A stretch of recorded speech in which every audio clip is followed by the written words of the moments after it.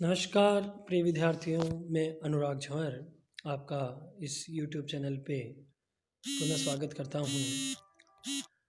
आज हमने जो वीडियो बनाने जा रहे हैं वो है परिवर्तनशील जो बजट है उससे संबंधित जो न्यूमेरिकल हमारे पास क्वेश्चंस जो आते हैं, तो उसका एक क्वेश्चन हम लेंगे और देखेंगे कि किस प्रकार से इसका हमको सॉल्यूशन करना है। पिछले वीडियो में हमने देखा था कि बजटों के कौन कौन से प्रकार होते हैं। उसमें हमने देखा था समय के आधार पे वो दीर्घकालीन, अल्पकालीन, चालू बजट हो सकता है। लौहशीलता के आधार पे हमने देखा स्थिर बजट या लौहशील बजट हो सकता है। और क्रियाशीलता के आधार पे हमने देखा कि अलग अलग क्रियाशीलता पर जैसे विक्रय बजट है, उत्पादन बजट है और उनका सारांश के रूप में एक मास्टर बजट बनता है।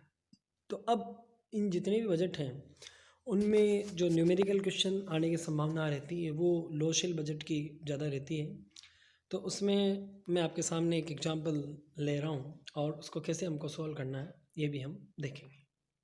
तो देखिए बच्चों, पहले आप क्वेश्चन को ध्यान देखिए कि एक कारखाना जो कि 50% क्षमता पर कार्य कर रहा है। देखिए ध्यान रखिए आप कि आपको ये क्वेश्चन में दिया हुआ रहता है कि कितनी परसेंट वो कैपेसिटी पे कार्य कर रहा है और कितने परसेंट कैपेसिटी पे वो कितनी यूनिट प्रोड्यूस कर रहा है। तो जो क्वेश्चन में लिखा हुआ है कि 50% क्षमता पर कार्य करते हुए 10,000 यूनिट का उत्पादन किया जा रहा है, इसका मतलब उस कारखाने की जो कैपेसिटी है वो 20,000 यूनिट्स है, मतलब up to 20,000 you can produce. और आपको जो पूछा गया है वो ये है कि आप ये बताइए कि कंपनी 60% और 80% क्षमता पर कितना आउटपुट करेगी, लाभ कितने होंगे, और आपको राय देनी है कि हमको प्रोड्यूस करना चाहिए या नहीं।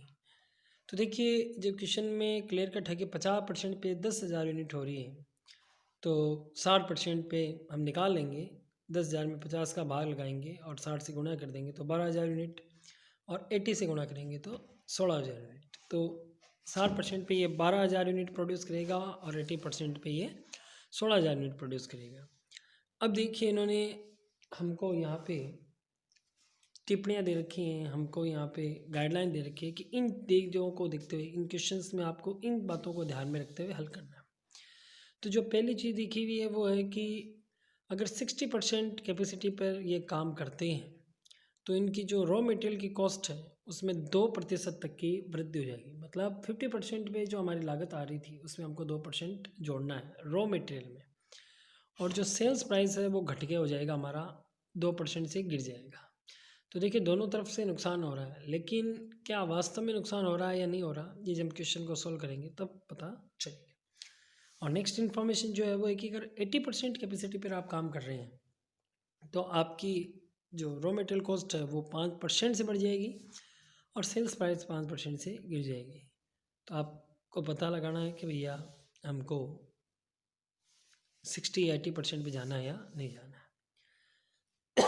आगे है कि 50% क्षमता पर अगर कार्य कर रही है तो इसकी जो रॉ मटेरियल कॉस्ट है वो आ रही है, उत्पाद लागत आ रही है आपकी 180 रुपीज़, और अगर हम 200 रुपीज़ पे ये बेच रहे हैं और 180 रुपये प्रति जो लागत आ रही है उसमें क्या क्या शामिल है वो आप देखिए यहाँ पे आप ध्यान रखिए कि प्रोडक्ट कॉस्ट 180 रुपये है लेकिन मटेरियल कॉस्ट 100 रुपीज़ है। तो आपको जो ऊपर दे रखा था कि भाई 60% पे 2% से बढ़ेगी, 80% 5% बढ़ेगी, तो वो आपको 100 पे बढ़ानी है। लेबर उसमें 30 है। अब देखिए फैक्ट्री ओवरहेड जो 30 रुपये उसमें 40% फिक्स्ड है, तो हम ये फिक्स्ड वाला पोर्शन निकालेंगे, ये सब के लिए फिक्स्ड होगा, और वेरिएबल वाला पोर्शन लगा लेंगे, वो सब के लिए वेरिएबल होगा। और एडमिनिस्ट्रेटिव ओवरहेड में दोनों 50-50% है, फिक्स्ड और फ्लेक्सिबल। तो सबसे पहले हम वर्किंग नोट बनाएंगे। वर्किंग नोट आपको साइड में बनाने हैं एक पेज छोड़ के, ताकि उसमें टेबल आ सके। तो वर्किंग नोट में देखिए जो हमारा पहला वर्किंग नोट है वो है विक्रय मूल्य का। तो जब 50% पे आपको 200 रुपये मिल रहे हैं, जबकि क्वेश्चन में लिखा हुआ है कि अगर 60% पे जाओगे तो 2% आपको सेल्स प्राइस कम मिलेगी। तो हम 60% में जब कार्य कर रहे हैं तो जो सेल्स प्राइस उसमें से 2% हम लेस कर देते हैं। तो देखिए हमने यहाँ पे लेस कर रखा कि 200 रुपीज़ में से 200 का 2% यानी 4 रुपये को घटाए, तो जो 60% कैपेसिटी पे जो हमको सेल्स प्राइस मिलेगी वो आ गई, और वो है 196 रुपये। सेम वे जब हम 80% पे जाते हैं तो वही उसमें से भी आपको 5% निकालना है क्योंकि सूचना दी हुई है। तो 200 माइनस 200 इंटू 5%, तो ये 10 रुपये हुआ।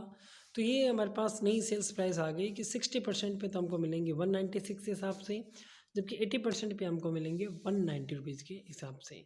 अब आते हैं मटेरियल कॉस्ट पे। तो देखिए क्वेश्चन में लिखा हुआ था मटेरियल कॉस्ट 100 रुपीज़ है 50% लेवल पे, 60% पे 2% इंक्रीज़ है तो हम 100 में 2% जोड़ देंगे, तो जो न्यू मटेरियल कॉस्ट है वो 102 रुपीज़ पर यूनिट आएगी। और इसी तरह हमने 80% पे 5% रेट करना है, तो 100 प्लस 5%, तो ये हो गया आपका 105 रुपीज़। अब देखिए ऊपर लिखा हुआ था कि जो कारखाना उपरे हुए है, फैक्ट्री ओवरहेड है, उसमें आपका जो स्थिर है उस 40% है। तो जब हम स्थिर का देखते हैं तो 30 इंटू 40% मतलब 12 रुपये। और जो आपकी यूनिट है जो ऊपर दे रखी है वो है 10,000 यूनिट। तो 10,000 को जब हम 12 से गुणा करेंगे तो हमारे पास जो आएगा राशि वो आएगी 1,20,000। देखिए ये 1,20,000 स्थिर रहेंगे, चाहे कैपेसिटी 60% हो चाहे 80%।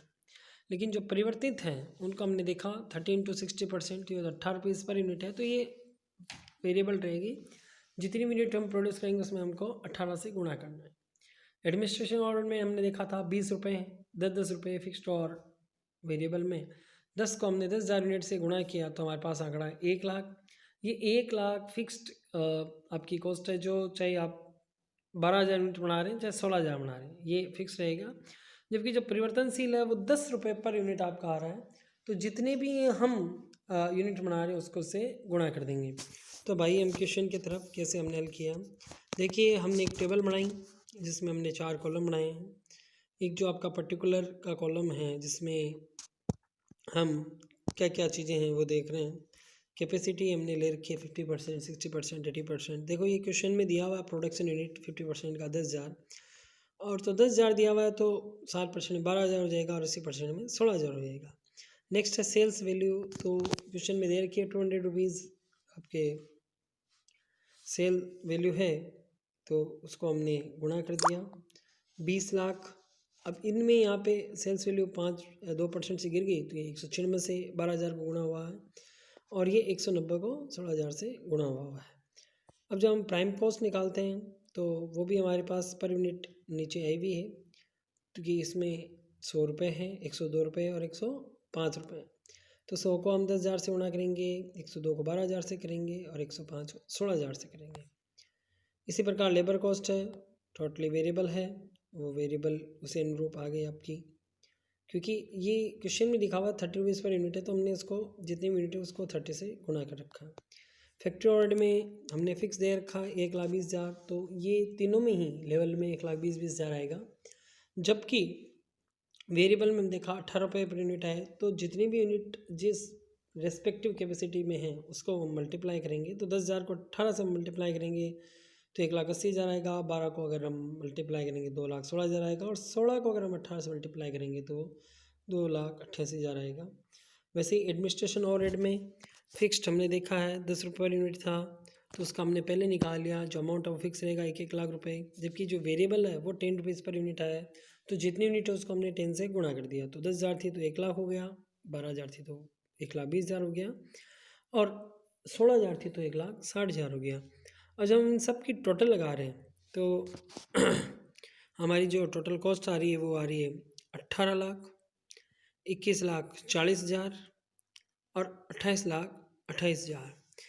तो जो हमने ऊपर सेल्स वैल्यू निकाली 20 लाख, 23 लाख 52,000 और 30 लाख 40,000, उसको उसमें से हम इनकी टोटल कॉस्ट निकाल रहे हैं, तो हमको पता चल रहा है कि जो हमारा प्रॉफिट है वो 50% कैपेसिटी पे 2 लाख रुपए का है, 60% कैपेसिटी पे 2,12,000 का है, और 80% कैपेसिटी में भी 2,12,000 का है। चूँकि 60% कैपेसिटी पे ही हमको 2,12,000 का प्रॉफिट हो रहा है, और अगर हम प्रोडक्शन बढ़ा भी रहे हैं तो भी हमको प्रॉफिट है उतना ही हो रहा है। तो हमारा ही निर्णय रहेगा कि हम बजाय कि ज़्यादा प्रोडक्शन बढ़ाएं और ज़्यादा हमारा ध्यान मैनेजमेंट का जाए, तो हम यहाँ एडवाइस करेंगे, ये आपको एडवाइस करनी है कि हम 60% पे ही प्रोडक्शन करेंगे और उस लेवल पे ही हमको मैक्सिमम प्रॉफिट होगा। तो बच्चों, आशा है कि आपको ये वीडियो समझ में आएगा किताब में आपको सॉल्व अनसॉल्व और भी क्वेश्चन दिए हुए हैं, आप उनको सॉल्व कीजिए। और जो मैंने अभी सॉल्व किया इसी टाइप का और सॉल्व कीजिए आप अनसॉल्व में से, तो आपको पता चलेगा। ये आपके लिए असाइनमेंट भी है, समस्या तो आप मेरे से पूछ सकते हैं। धन्यवाद।